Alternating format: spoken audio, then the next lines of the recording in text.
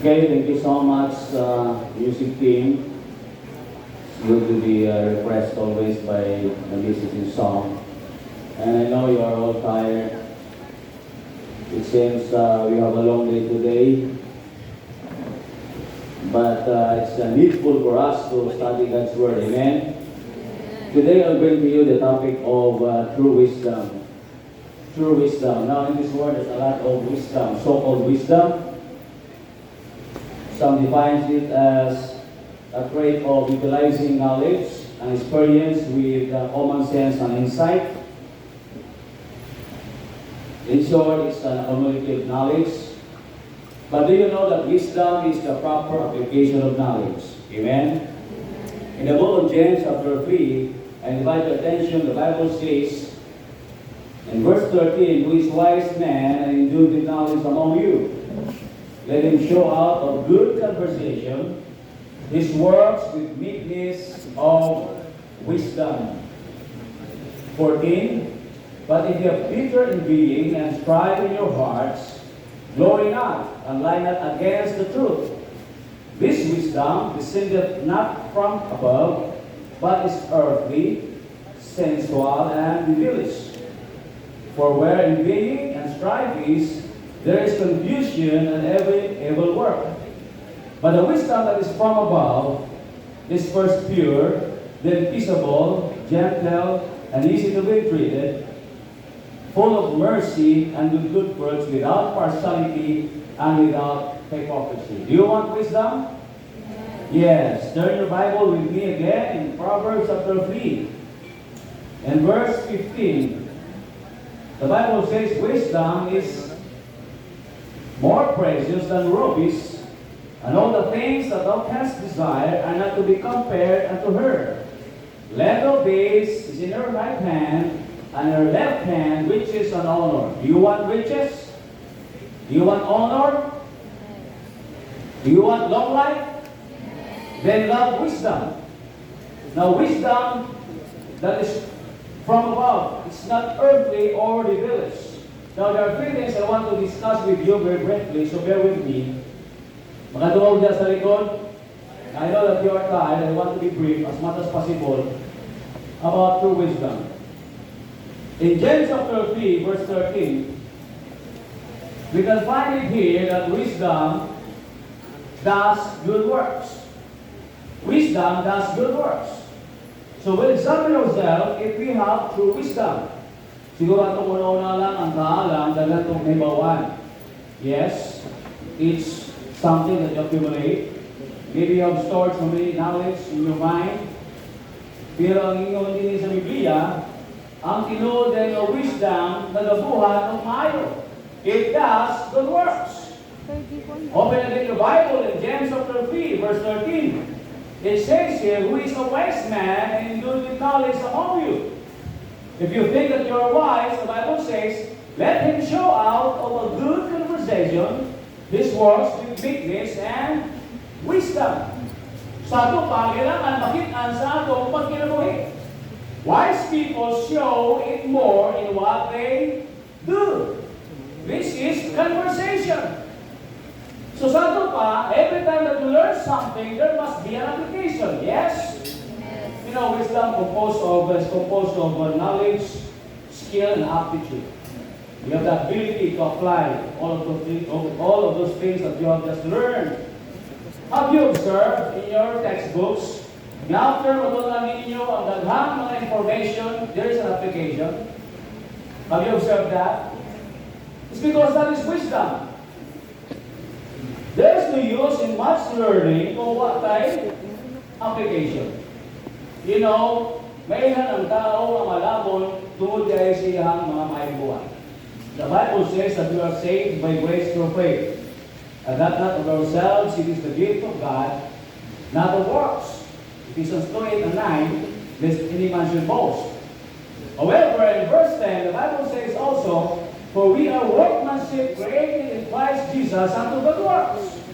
Doon pasabot, di lang tagiliwas sa Diyos, para lang kita maging anak sa Ginoo, but God wants us to do good works. Good works cannot save us. It is by His grace. Grace is correction grace That is in Greek, meaning unlimited favor. God saved us through His Son, the Lord Jesus Christ, but after salvation, God wants us to serve Him. Munang importante ang maayong buhat. Wisdom does good works. You know, when Solomon was tried, siyang kaalam, where in fact, in the first place, he chose wisdom rather than riches. Ipangutana siya, pinsa man karon, dili tinuod nga inahan. You know the story? So, he says sa tinuod inahan, ayaw na lang naghatiya, iyahan na lang na. You know why? It's because the true parent has mercy on her child. Solomon was the wise. Tingalawa, hindi lang sa itawag, the wisest king ever lived, but also he has wise decision. So makita siyang good or sound judgment. You know, every day, people are reading us. They are reading us. Sila nagabasa nato. Maybe you have a good grades, nakitaas na marka, pero as people are evaluating your life, kita na yung kinabuhi, how are you? Are you really applying what you have learned? Now, of course, you have various courses, right? Some of you are teachers, some of you are future businessmen, right? Pero mabawaman mo na kung kinsa yun ang tinuod ng eskwela o nagtuon panahon sa pag-perform. Do you agree? Yes.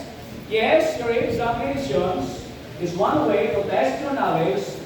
Pero makita sa kinabuhi, how you make it, kung you make it, kung mo ba nabuhat na, kung naging successful ka. Right? Now, first of all, how do you find the success? Kung sa pagtawag niyo sa success. Siguro may mutang success sa kuha ka na wala ito mag-YouTube. It depends on how you define it. But I like the definition of one motivational speaker which says success is the progressive realization of a worthy goal. Kung nakakay sakto nga goal sa iyong kinabuhi, to become a successful teacher or businessman, makita niyo, this is a progressive realization. So students, every day, every time that you read your textbook, your lesson, and apply it, not only you have a good grade, but you are applying it, then you are realizing your goal. That is a progressive realization. Do you agree? So this is the kind of wisdom that God wants us to have. A wisdom that works. Mas kinusawan pa ninyo ito sa kung kayo maalam kong tao, pero di makita sa iyong performance, sa iyong pagkinabuhi, then makaingon sila, you are full. This morning, we have learned in the book of Proverbs also, in verse 10 and 11, the Bible says, when wisdom entereth into thy heart, and knowledge is pleasant unto thy soul, discretion shall preserve thee, understanding shall keep thee, to deliver thee from the way of the evil man, from the man that speaketh forward things. So what wisdom does? It will preserve you. Discretion will preserve you. Your understanding will keep your soul. Kasulay ba mo manay kanunay tao na gusto mo daoton, ang iyang pangandoy yun, na daoton mo, na-provoke yun mo? What the Bible says, wisdom can protect you. Mula nag-eskwela mo, right? Nag-eskwela mo, di mo lamang. Nag-eskwela mo para di mo lamangan. Para di mo mailad sa mga tao. Maski managautan ng mga tao, di mo kaya lupigon, kaya nga naman, laan mo'y kaalam.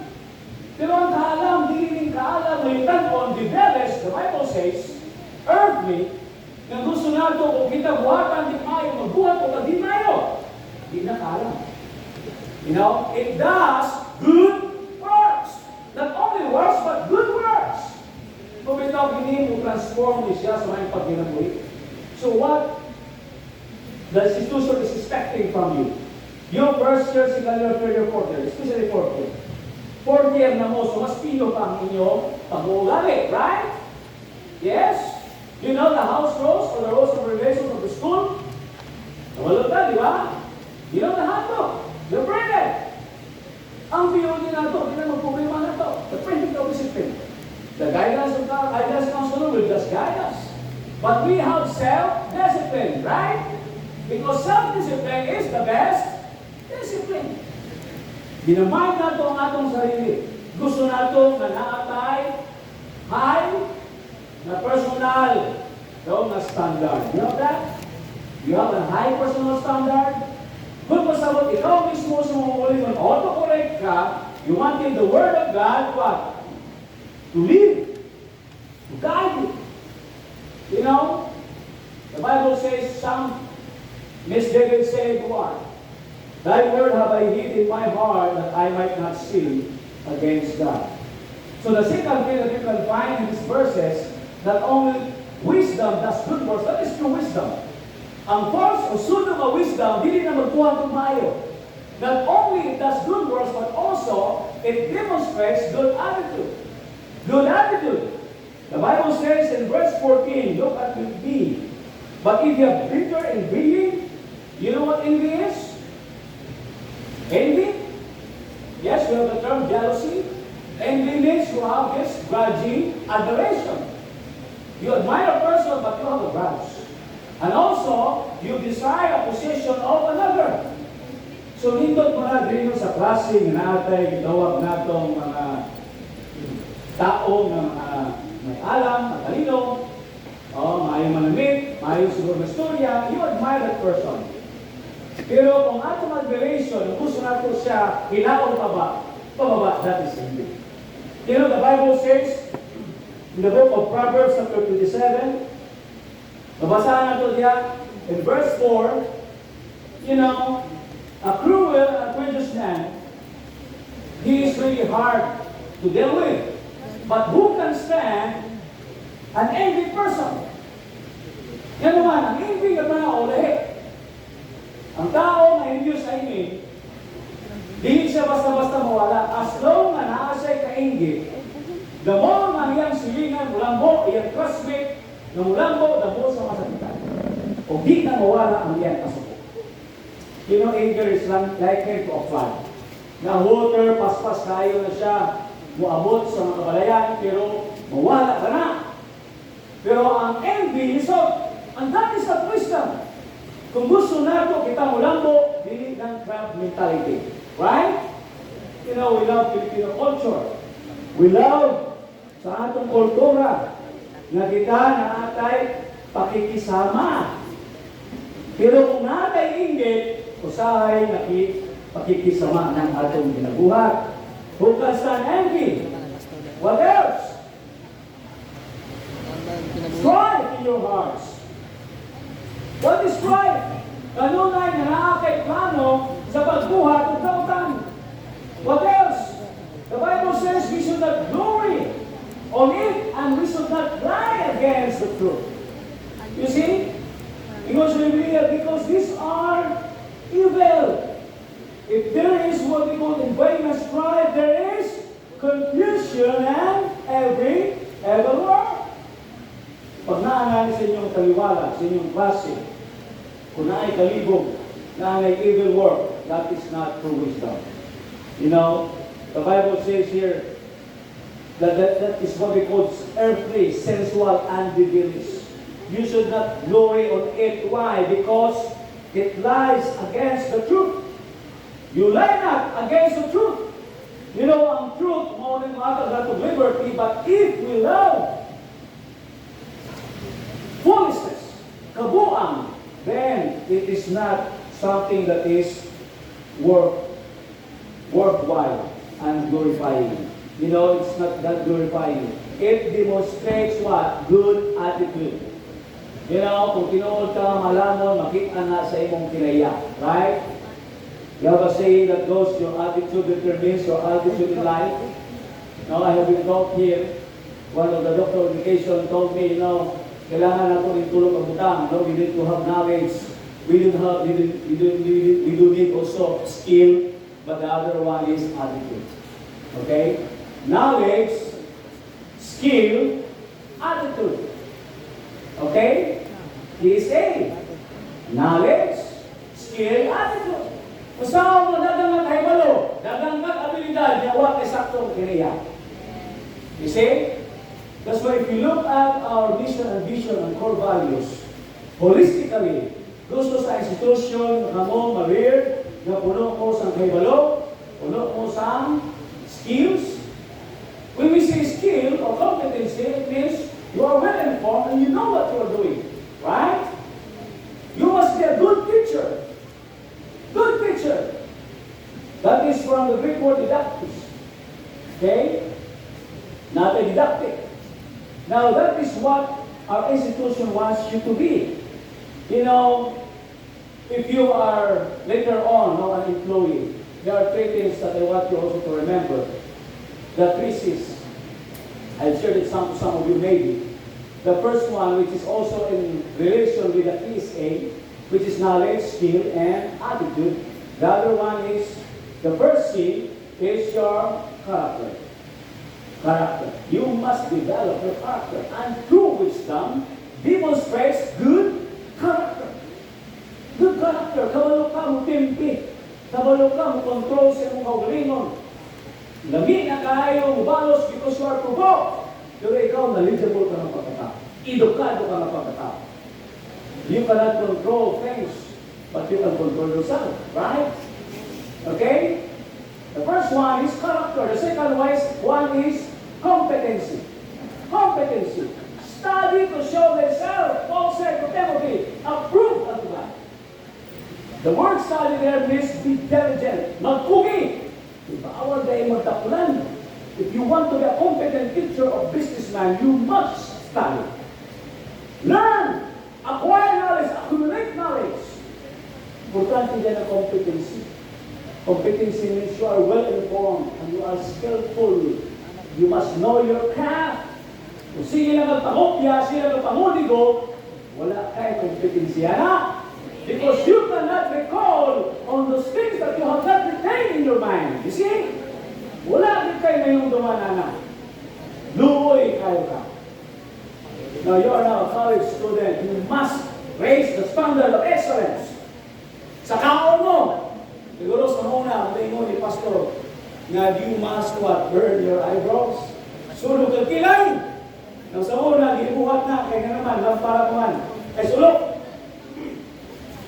Ganang sulog. Gigaas na. So kung katulgo nung ka, what will happen? Duka ka, di ba? So, mubaw ka. Tama ninyo ron, di ba katulgo siguro? No? Ngayon, may kambing din. Sumayo yung mo niya. Okay? So, sulibuhat. Ganda po. May lampara. May sulok. Sulok na po. Sulok imong hilay. Literal. Hilay. Imaho. Kamata ka. Kasakit. Kamata ka. Sa imong buhok. Magsulok ng kilay. Examination is coming, right? That's tomorrow.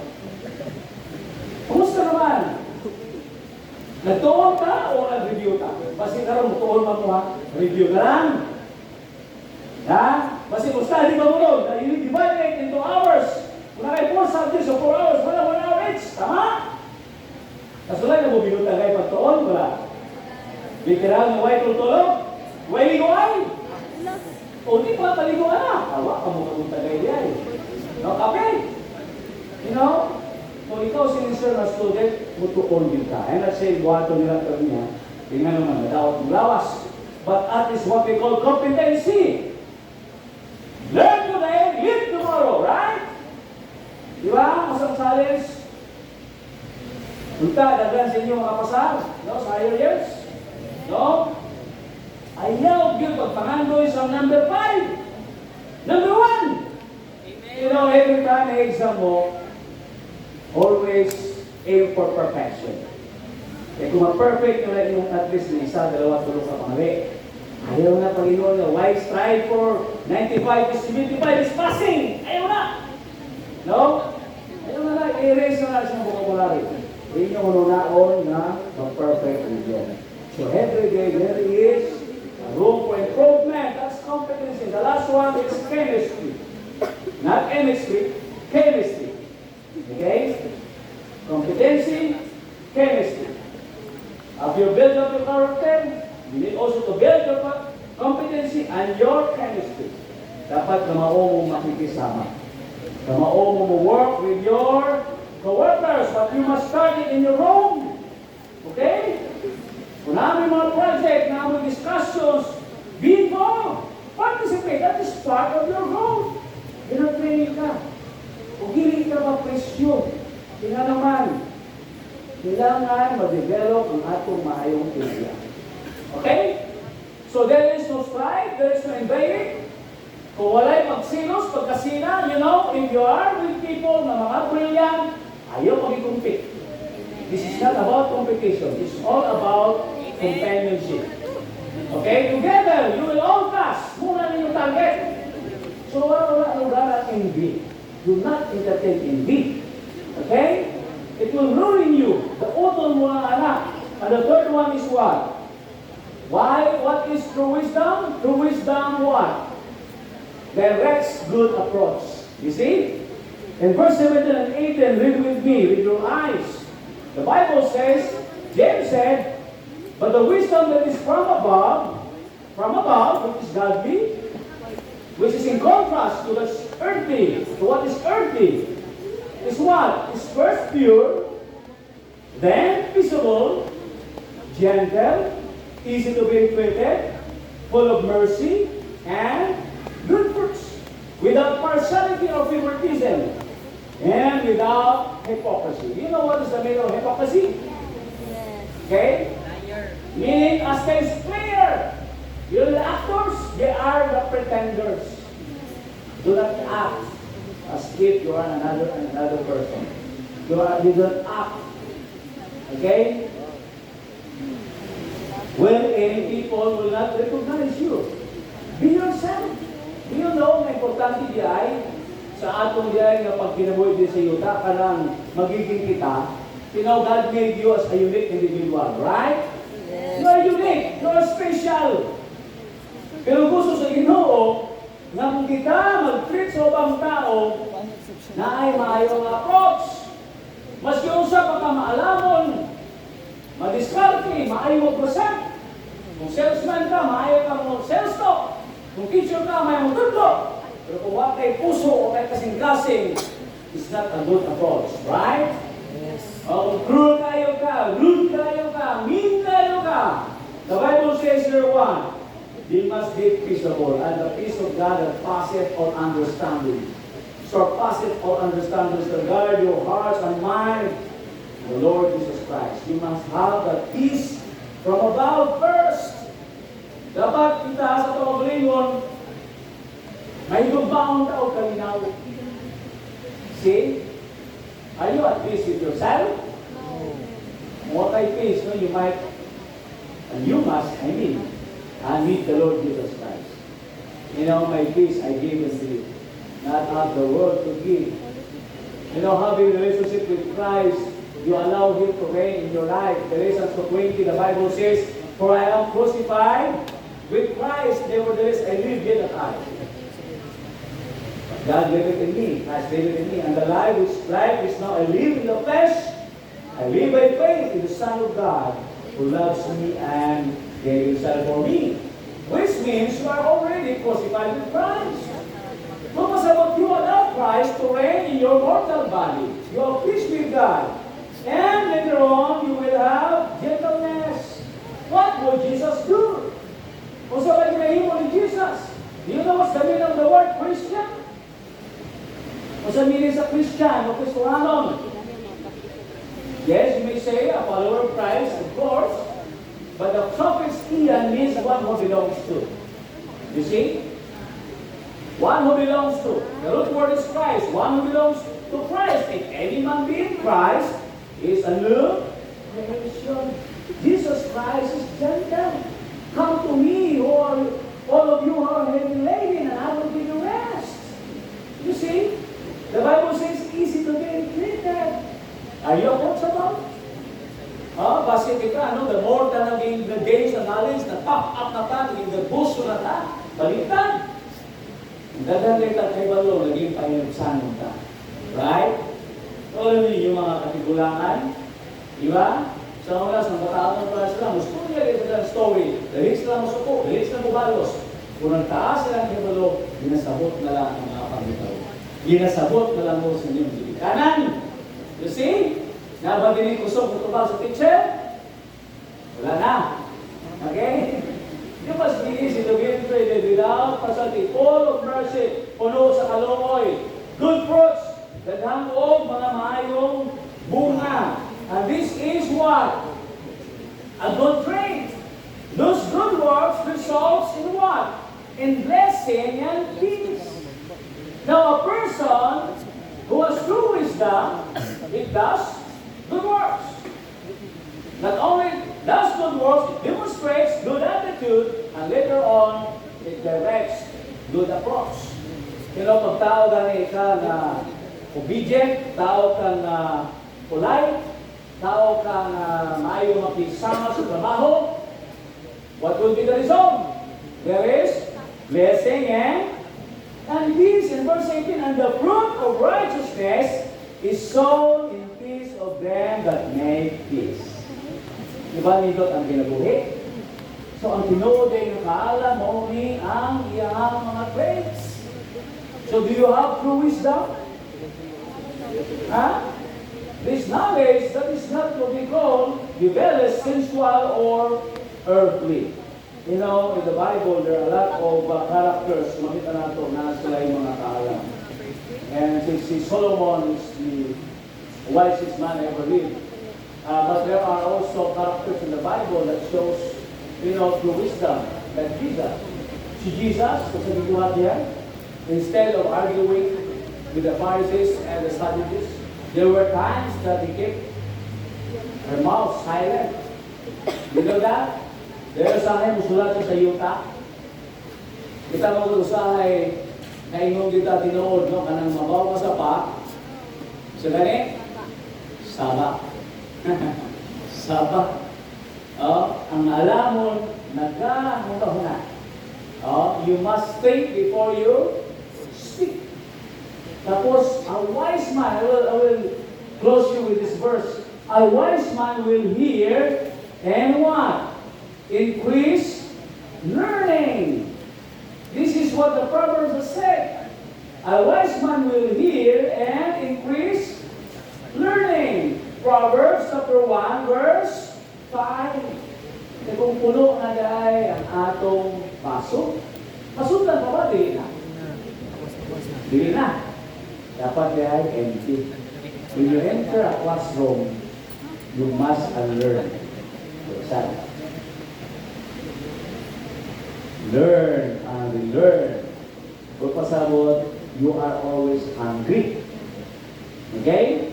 Because a wise man will hear and will increase learning. Mutuon. Nanong sayo mo ka mata, maski layo ka biyahe mo, kapoy mo, gabi na mo ulit. Tama? Usahay, paghawa sa kulay, hindi pa anak kalinong. Why you are determined? Because we want to obtain wisdom, right? Wisdom. Because wisdom will guard you. Wisdom will guide you. Wisdom will protect you. But you must obtain true wisdom. You see? Lahit yun ang langit ng kaalam o pinuod ng kaalam. Wisdom is the proper application of knowledge. This is a trait wherein you utilize all the knowledge and experience that you have had. And then what? Put into practice. With common sense. Sentino common. And with that insight. So, you want to be wise? You want to be wise, then you must possess those good qualities. You must know what true wisdom is. Please, Christ, look up for you. And let's pray. Our Heavenly Father, we come to you this afternoon, Lord. We thankful and thankful, Lord, from your words. Reminds us what is true wisdom. So I did know, pop up kami, ginambukmin, tungkol kitagami kay Balo. Ulitin niya na. Ang Diyos nung dahil nakaalam, nagabunga o maayo. Ang Diyos nung saktong nakaalam, nagapakita sa maayo nga tinagya, o maayo magabi-abi sa mga tao. Makitang Diyos ang pinuod na mga tao. Kami nga mga CCACS, kami mga estudyante sa Christian Colleges of Southeast Asia. Di lamang kami maila sa academic, mabutang, na kami ga-exam, but also sa among mga attitudes. nga na-possess kita mo de ang tinuod na wisdom. Nga amo ang kadema of spirituality nagsabay, nag-uban. Among morality nag-uban, among values nagkuyog.